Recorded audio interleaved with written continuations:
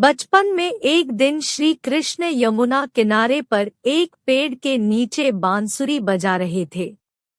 ठीक उसी समय पर उनके पास एक हिरन दौड़ता हुआ आया और उनके पीछे जाकर वह छुप गया था।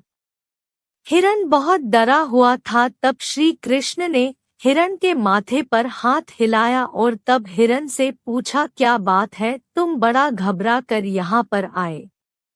तभी वहां पर एक शिकारी आ गया। तब शिकारी बोला कि ये मेरा शिकार है, तुम मुझे दे दो।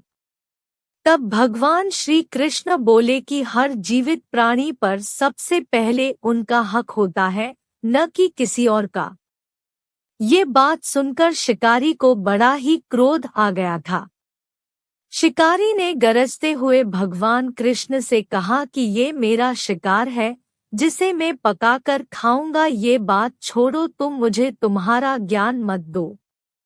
भगवान श्री कृष्ण दोबारा बोले कि किसी भी प्राणी को मारना या जीव को मारना ये बड़ा ही पाप है।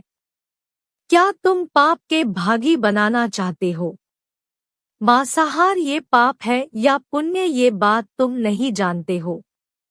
तब वह शिकारी बोला कि मैं आपकी तरह बहुत ज्ञानी नहीं हूँ, मैं क्या जानूं कि मांसाहार पाप है या पुण्य, ये बात नहीं जानता हूँ। मैं तो बस इतना जानता हूँ कि यदि ये शिकार नहीं कर पाया तो मुझे खाना नहीं मिल पाएगा। मैं इस हिरन को इस जीव से मुक्त करके पुण्य ही तो कमा रहा हूँ। फिर आप क्यों मुझे इस पुण्य को कमाने से मुझे रोक रहे हैं? जहाँ तक मैंने सुना है कि जीव हत्या तो शास्त्रों में भी उसका उल्लेख किया गया है। तब राजा भी शिकार करते थे, तब ये पाप नहीं कहलाता था, और इस पाप का मैं ही क्यों अब भोगी बनूं, बताओ तुम। तब शिकारी श्री कृष्ण को पूछा, अब आप ही बताइए कि मांसाहार पाप है या पुण्य, इसके बारे में बतलाइए। तब शिकारी की बात सुनकर भगवान श्री कृष्ण को लगा कि ये शिकारी मांसाहार खाकर अपनी बुद्धि नष्ट कर बैठा है। ये बात को पूरा समझता ही नहीं है, इसलिए शिकारी को ये बात बहुत अच्छी तरह से समझाई। तब भगवान श्री कृष्ण एक कथा सुनते हैं कि एक बार मगध में अकाल की वजह से खेतों में अन्न का उत्पादन कम हो गया था। तब वहां के राजा बहुत चिंता करने लगे और मन ही मन ये सोचते रहे कि इस समस्या का निदान जल्द नहीं हुआ तो ये कोठरी के भरे हुए अनाज भी कम हो जाएंगे और इसके बाद और भी संकट बढ़ जाएगा। इस समस्या का हल करने के लिए राजा ने मंत्री एवं सभी राजदरबारी और मंत्रिपरिषद को राजदरबार में बुलाया और ये बात सभी को पूछा कि इस राज्य में इस भुखमरी की समस्या का इलाज करने के लिए हम क्या करें।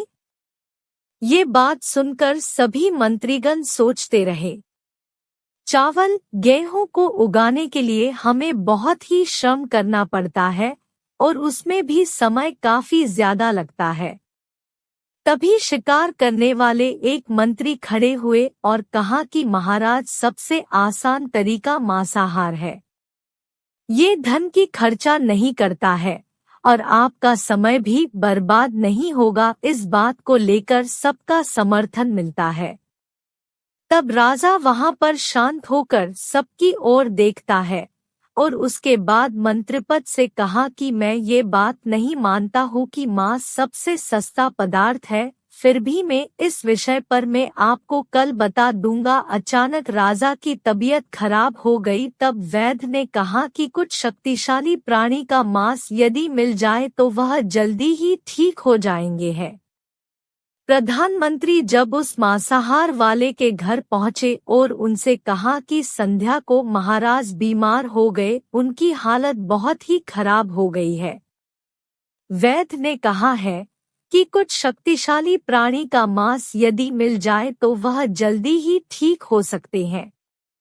उसने कहा कि आप मेरे पास से सब कुछ मांग सकते हो, बस मुझे मांस दे दो। तब शिकारी ने कहा कि मैं तुम्हारा हृदय निकाल कर मैं राजा को दे देता हूँ। तब वह उदास हो गया। तब वह राजा को उसका मांस खिलाया और तभी राजा ठीक हो गए। इस कारण वह सब खुश हो गया, जिस कारण उस शिकारी को अंदर ही बड़ा प्रभाव लगा और कहने लगा, मैं आज ही मांस खाना छोड़ दूंगा।